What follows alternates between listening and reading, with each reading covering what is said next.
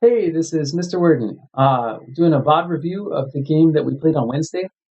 We've got a bunch of our Valkyries and a bunch of our other fairly new League of Legends players in a game with me and Mr. Smith. In this game, the theme is that we want to dial in the correct aggression level. And what you're going to see is our mid laners played pretty darn aggressive.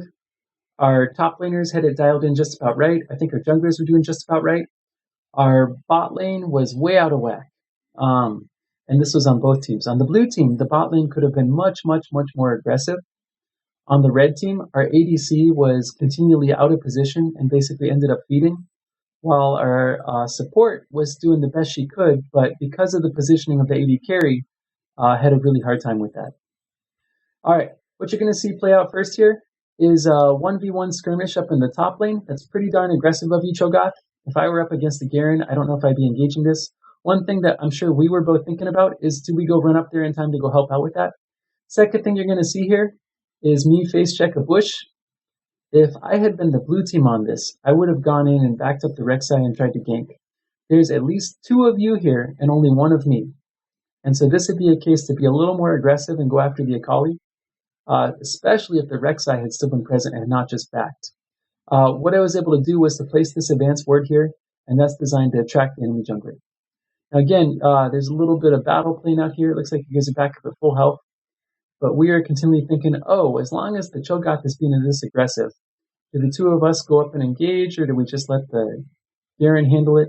Now, Garen is broken, so we chose just to let him handle it and figured all would be well. And in the future, Garen, all this 1v1 battling is great, but what you really want to do is make sure you leash your junglers so they get off to a good start. Usually it's the top laner or the bot laners that leash. The mid laner is going to be the first to have the minion wave arrive at the point where you're fighting over, because again, it's the shortest path. Usually the mid laner will want to go straight to battling it out, and it's the top laner that should be leashing. So leashing refers to making sure that you help your jungler get off to a good start on their first buff there. Anyway, you guys are doing great. Over here, one thing you want to think about for Logan is that you want to be playing around the minion wave, and you want to be choosing whether you last hit only to try to get the wave to pull back towards you, or if you want to be hitting everything down to be able to push the wave across towards the other side there. And in this case, it seems like the blue team actually wanted to hit the wave a little bit harder, because you don't want to be trying to CS under your own tower where the tower is taking a lot of the kills. So if we bring up the CS score, that's one thing to keep track of. In this case, Kai'Sa should have a really high CS. The Vel'Koz, as the support character, you want a little bit less. Oh, well played, Ari. Well played. And yeah, your Ari's getting better. That's awesome.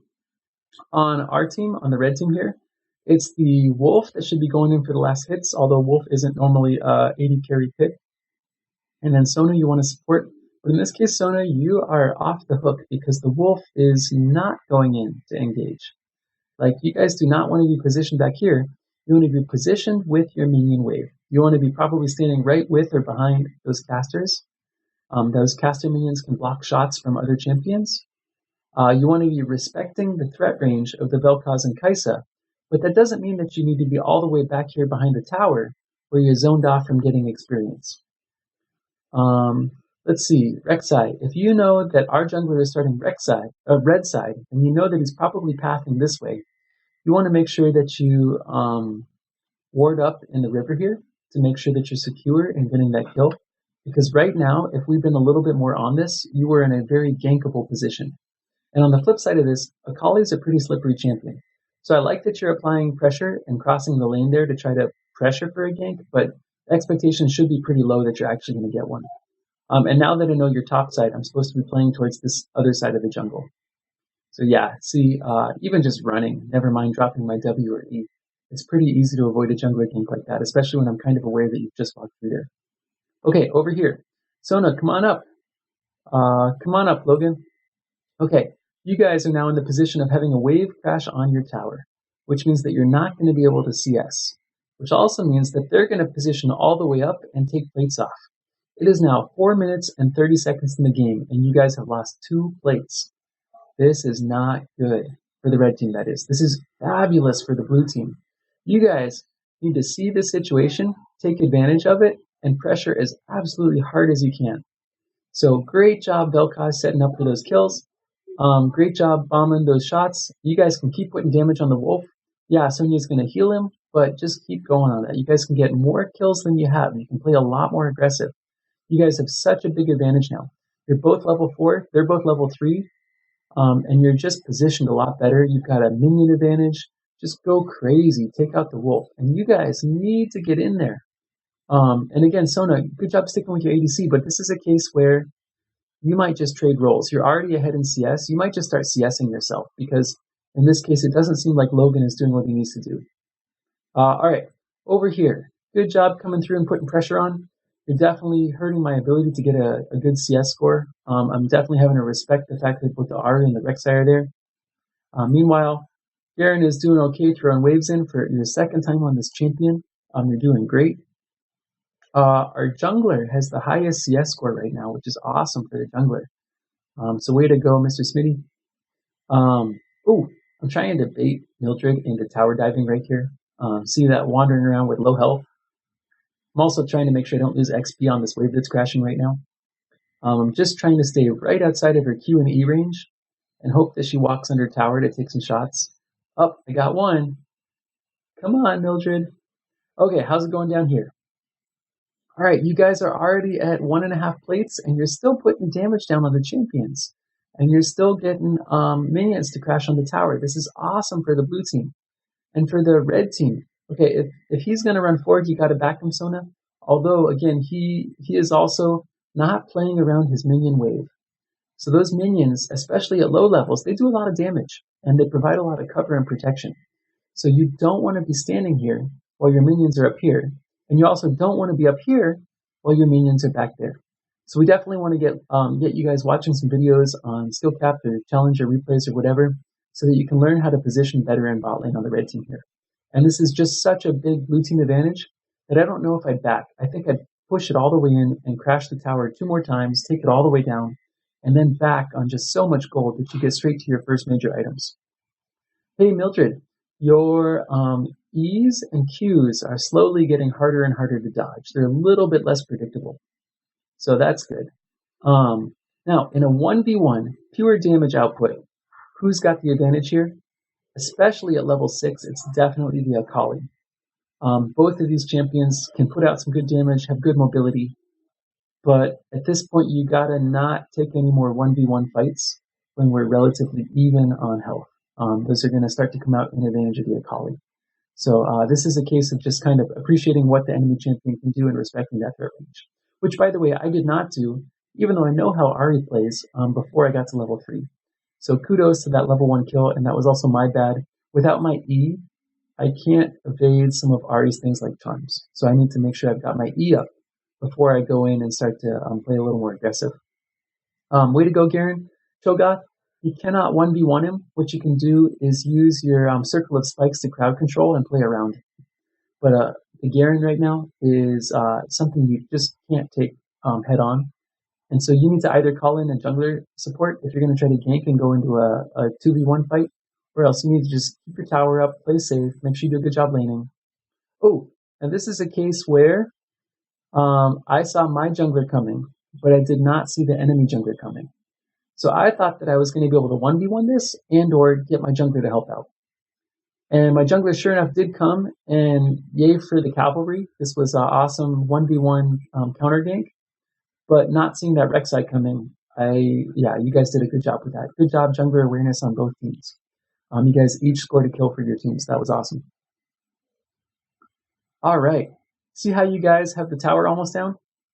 Good job. Keep it going. Once this tower is down, there's some options. One is you can lane swap. And you can have Ahri come down here and probably still continue to kite out both the wolf and Sona. This other option is you guys push into the next tower.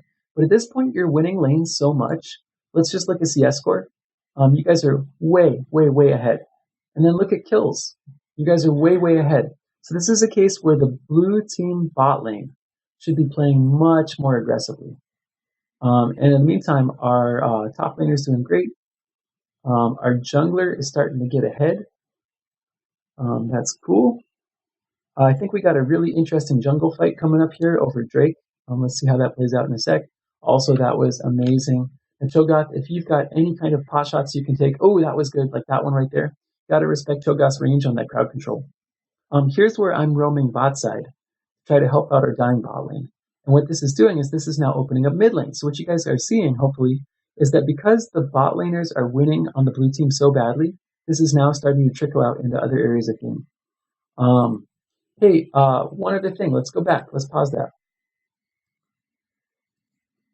Okay. When we're right here, what should the bot laners be doing? We can see that there's a fight developing over Drake. We can see that our jungler is actually pushing out the other jungler. Other jungler is using mobility and smite to win a smite war there. That's awesome. You guys did a great job on that. Good job, Morningstar. That was amazing that you stole that out. We've now got multiple champions in, and I'm coming to try to save our jungler and make sure that it's a fair engage. I was late to that game. You guys didn't even show up. So please be more map aware, and when you see a fight breaking out right next to your lane, get over there so we can win that team fight. All right, good recall. Yep, that makes sense. Silk doing the top lane thing, kind of fighting it out 1v1 there. Cool. All right, Ari, if you have your Q up, this is a point where I'd be blasting through those minions as fast as I possibly can and trying to take more plates off turret. Because you know that we just lost a fight in the bot lane, so if you can actually get to that turret a little faster. There's times where you want to save your mana, and then there's times where you just want to wave clear hard. So that'd be another case where just drop the Q all the way through the minion wave, and just, yeah, there you go. Perfect. Just patch push that in. And, oh no, go for it. You've got flash up, right? Do you? Yeah, oh no, flash is not up. Okay. See if you can bait the Cho'Gath in. You're so close to killing the Cho'Gath that one more swipe plus your spinny run would do that. You played just a little more aggressive there on top lane. You got plenty of health, especially on such a tanky character. Okay, Logan, don't jump forward under a tower, especially when the other champion is at full health. Sona, good job healing up your ADC. Ari, good job respecting that you don't know where Akali is, and 1v1 is starting to get more dangerous for you. Now, what's interesting about this is the W on Ari just doesn't do enough damage. It is definitely all about the... Oh, that was a close fight. I had a good time with this. It's definitely all about the Q and the E on Ari. I never really appreciated playing with Ari as opposed to against her, how little damage the triple shot W does. It's just not enough to matter. It's definitely Q and E, and that's why you power those up first. Okay, now Logan, over here. You baited the other champion right into the Sona trying to recall. So try not to do that. Try to run back to lane up to your tower before you run a recall. Make sure they're out of range of any champions. And then get back up on health as much as you can there. And you guys should be blasting down the wave as fast as you can and just smashing this tower. You guys had the potential, I think, already to be through this tower and onto this tower at this point in the game, which would be shockingly early, but you're absolutely dominating your lane. So, blue team bot laners, this is a case where I want you guys to play much, much more aggressive. And if you're worried about Hecarim, that's fine, but you can tell that Hecarim's way up here in top lane right now. This is a case where you can play super aggressive and just absolutely destroy these towers. And you're doing that right now. See how the Sona isn't even doing anything? Like, she can't. And if she gets out of position, she's going to go down. Yep, it takes a fraction of a second to evaporate Sona. You just deleted her. And the same thing, if Logan comes back, you guys have such a level advantage and such high long range, long damage output that the two of you can just delete that enemy champion and continue to go in and blast the tower there. No, don't run. Don't run. Just engage him. There. You guys should be wiping this tower out, wiping this inhibitor out. I'm watching this happen, but I haven't started my recall yet. We can tell the Hecarim's back topside again. So you guys have free reign to get all the way into our base and just destroy this tower. And why that's not happening, I don't know. You guys have got to play more aggressive when you have a lead like this. So appreciate the kind of tactical advantage you have. You guys are playing great mechanically. Think strategically. The two of you can basically win the game for the blue team right now. while the pressure is still on in mid lane and top lane, we can't respond to all three lanes at the same time. You guys are slightly losing top lane and slightly losing mid lane, but it's not the same disparity as is going on in bot lane, which is why you see me over here trying to threaten in position. Now, honestly, you guys can delete me just as fast as you can delete some of those other champions. Akali, if she gets caught out or basically just gets stuck in the wrong place between two high damage champions, she doesn't last long. She's not a tank. So I appreciate that you're letting me scare you off a little bit. But I wouldn't worry about it. I'd go in and use that long range. There you go. Perfect. Yep. And I would have sustained it on Sona there just because she's so low you might have gotten a kill off that. But yeah, keep going. Play right behind your minion wave. Blast these guys down. Take that tower out. At this point, do notice the Hecarim is not in top lane anymore. One thing to keep an eye on. There we go. We might get Drake off this. Yep. Logan, watch your positioning. And at this point, I was trying to engage one of you while getting the other one to run, but the fact that you both turned around, yeah, you took a ton of damage. Akali does a lot of damage, but at the same time, she's not tanky, and you guys were able to take her out. So at this point, I think you just want to keep pressuring unless you know that Hecarim's coming in. And knowing that the Cloud Drake just went down, it's a good time to get out right now, Kaisa. You know that you're flanked, right? Good. You start to sense that, and you're trying to get out. You might be too slow to get away from Hecarim. Yep, and you got a ward there, so that makes sense. I think Mr. Smitty caught onto that ward based on the way that you ran. And the problem is that Hecarim is such a fast champion, especially with Predator and Boots and all the other stuff that he's done, that you're not going to be able to escape from this. So you got to be a little quicker on the withdraw. I like that Jungler is coming up to try to help. Perfect. At this point, though, it's a lost fight. And 2v1, now 2v1 with Ahri's Charm, you guys might be able to take that. So that's an interesting thought. 2v2, I think I would agree with you guys and back out. Alright, at this point, I like the Vel'Koz is getting back in lane. Hopefully you can blast down this entire minion wave and crash it in the tower and take out that tower and inhibitor, because this is your winning lane. You guys have got to crush this lane, and then you can basically open up this base and start to win the game. If this game goes on too much longer, I think you guys are going to have a harder and harder time. Oh, I love this dive. This made me happy. That was such a good dive. Oh, good job. Also, there's no way to outrun Hecarim. Unless you have your R up, there's just no way. Alright, cool. We're going to speed this up at this point. Go to directed camera and just chill. So while you guys are just chilling, check out the CS score. And you can kind of sort of tell what's going on based on that. You can tell that the red team bot lane is getting crushed. You can tell that top lane is winning. Jungler is winning. And then the mid lane is relatively even. You can also see that itemization is kind of all over the board. Sona, it's cool that you're playing defensive. I think that's appropriate. A little more thought into how that might work would be cool. On the Kaisa, Kaisa's itemization is really important to the way that she levels up her skills to the next level. It's that symbiosis with her items. So that's something that we probably want to go out and plan in detail. And I think I mentioned this earlier, Haley. There's a limit to when her abilities go super crazy. And so we want to make sure that the item set is the thing that we need. All right, good roam, Ahri. I approve. Way to go. And then, yep, you guys can see me reposition to help our jungler in case he needs it. Not doing all that great, but we're coming in flank. Oh, now, this is about vision control. So let's go back and replay that. Okay, we're going to watch this from Ahri's perspective. So, cool, bot lane is winning it. May not be aware that the Cloud Drake is getting sniped out. If you guys were aware, you might have been able to prevent that. That's okay. It's too late now. Okay, Ahri's roaming top. We can tell what's happening. In fact, we just pinged exactly where you were, that you're headed that way. You guys see Hecarim disappear. You're not really still aware of how fast Hecarim can go. And Kaisa, good job on that awareness. But because you guys have no vision control in our jungle at all, you really can't tell where we are or what's happening. So that was kill number 1, and here comes kill number 2.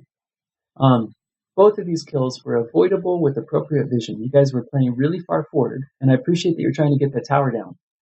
But without vision control, it's just not effective. So that's a vision control case. Let's really quickly go to red fog of war. It's a little bit better in the top side of the map. In the bottom side of the map, at least we can see that our characters right here aren't getting flanked. There was a ward there that just expired. And we'll zoom back in and go to high speed mode again here for a bit. All right, Logan, positioning. You don't want to get way out in front of your minion wave with no tower support in a 1v3. Always think about how many champions you're up against. You want to pick a fair fight if you have to. Honestly, what you really want to pick is an unfair fight. That is the Sun Tzu way of doing things, is to always have a numbers advantage or a tactical advantage before you go in. So just try to be more positionally aware and don't get caught out like that. Cool, looks like enemy jungler is trying to control vision a bit. Yep, jungler advantage there, that's good. Logan, try not to get caught out again. Just dive way ahead. Sona, thanks for sticking with me on that. Having those heals is helpful, and having a champion at my back is helpful. Like right there, that made it much easier to 1v1 Ahri than it usually was the remainder of the game. And then Ahri, heads up, you can't, if you guys are at parity, you can't 1v1 in Akali just in terms of damage output. Ahri's got some cool stuff going for her, but she's not quite a full-blown assassin. She's kind of a weird hybrid champion. You really can't just quite dish out the damage as fast as other assassins can. On the other hand, Ahri can tower dive like nobody's business, which is so fun. One reason I love that champion. Okay, I think you guys get the point. We're going to jump way ahead now and check out the end of the game. Since you guys last saw it, what happened is that the bot laners still have never really gotten that inhibitor down. And now that we're able to start to collapse on you guys, and now that our Garen is also able to 1v2, the pressure in the game has shifted. So the fact that our Garen's able to just tank for days means that our even higher damage champions are able to go in, get some kills, start to knock down other towers. And at this point, once you guys are contained, it's no longer a mobility issue where we're playing around our weakest lane, having to run all over the map to cover it and then get back to our own lanes. This is a case where we can start to concentrate more force and get the game going there. One thing we're going to do, which we should always do, is check out graphs. We're going to go down to vision control. And you guys had some good vision for Kai'Sa and the jungler. Mid laner always is in desperate need of vision, and you saw a case where that roam was dangerous because of that. My vision control could be better. Mr. Smitty is rocking it. That's what we want to see. Last thing we're going to check out here is it's always good to check your runes and make sure that they're as effective as you think they are. In this case, I'm not super impressed with the coup de grace, so that's something I might be thinking about switching out at some point. It is allowing me to get that last edge in on Ahri from time to time, but as a general trend across the entire game, both coup de grace and press the attack are not doing as much damage as I'd like them to. So always check your runes at the end and see if they're as effective as you'd like them to be. All right, that's about it.